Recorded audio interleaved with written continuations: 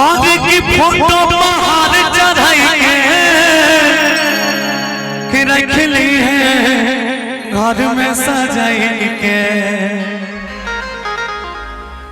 कि आगे पगली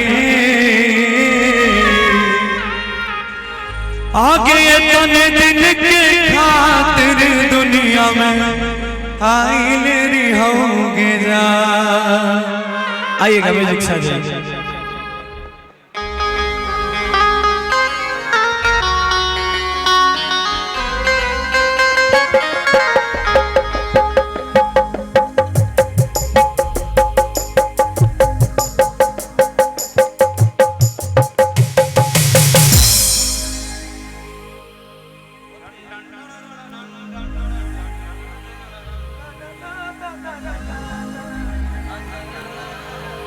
और ऐसे में शंकर